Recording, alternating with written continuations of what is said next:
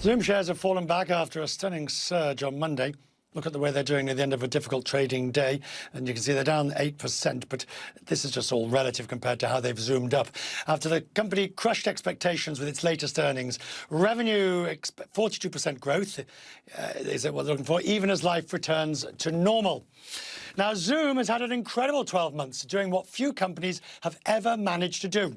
It's a verb. I'll have a Zoom. Are we zooming? Along with its success on Wall Street, it's also proven to be a winner on the web. Let's dial back on some of those Zoom moments. Who could forget a cat by any other name? I can hear you. I think it's a filter. It is, and I don't know how to remove it. I've got my assistant here. She's trying to, but I'm prepared to go forward with it. I'm here live. I'm not a cat. That was not a cat, and Jackie Weaver is not Brittany Spears. No matter what she said during that chaotic Handforth Parish Council. Remember that meeting? This is a meeting called by two councillors. Illegally? They now elect a chairman. No, they can't, because the vice chair's here. I take charge. Read the standing orders. Read them and understand them. Oh, dear me. Appalling behaviour. What behaviour? And finally, I think this is the pièce de résistance, the stunning moment last week. A California doctor performing surgery during a Zoom traffic court hearing, where the judge said he felt so uncomfortable by it that he immediately adjourned the case after finding out what was going on. For more on what's made Zoom an iconic brand, Shelly Palmer is with me, the CEO of Palmer Group. Good to have you, Shelly. Now, I can forgive Zoom just about almost anything because they have become the backbone of the many ways, whether it's a Zoom Seder night last year, Christmas, whatever it might be, just the weekly calls. But what do they do next, Shelly Palmer? They have a lot to do next because we are slowly but surely doing two things. One, we're kind of getting back to normal. And two, we've also figured out what it means to Zoom, the verb as you brought up.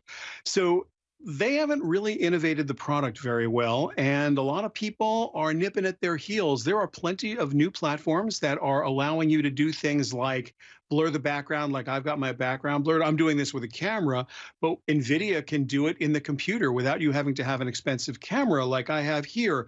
There's all kinds of new optics. There's all kinds of new tools and tricks. And Zoom, to be fair, while they are the darling, absolute darling of every online meeting and most consumers can use it, Richard, they haven't really innovated. They've just been catching up.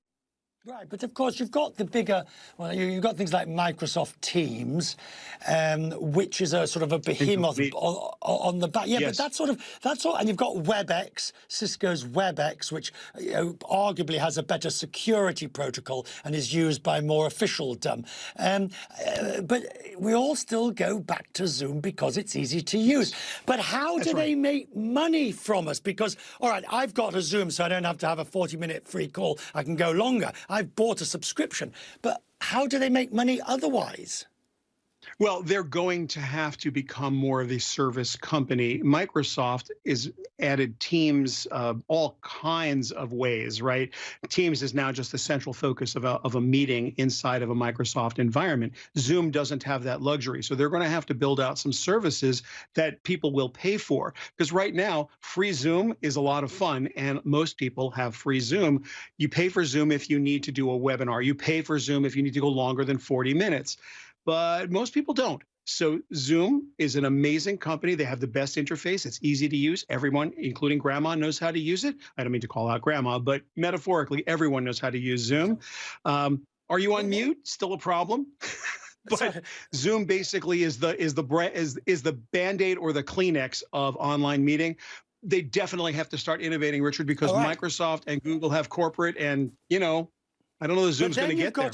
But then you've got FaceTime, which is already built into, you know, the apps, and you've got WhatsApp already built in. But if I'm having a vid conference with several people, I don't think to do that. But if I just want to talk to a friend, I might.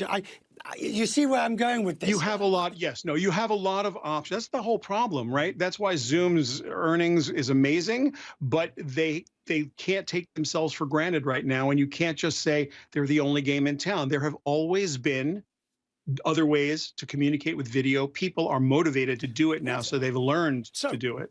So, final question, Shelly. Yeah. I first made my first Skype video call, what, 10, 15 years ago, 12, 14. It's been around donkey's years. How did Zoom get a march on Skype, which, owned by Microsoft, at the start of the pandemic, Zoom became the verb, when we used to say, oh, I'll have a Skype with you? Yeah, it's really simple. The video quality of Zoom was head and shoulders above the rest, and the experience was easy and also head and shoulders above the rest. And by the way, UI, user interface, and UX, user experience, counts for a lot in the digital world, and they had everybody beaten, and they still do, by the way.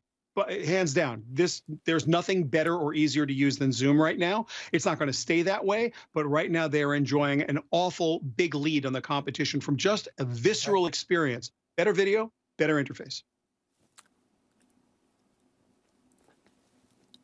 Oh, sorry. Muted. Shelly Palmer, thank you. I promise you we'll all go to our graves being muted. We'll have a profitable moment after the break.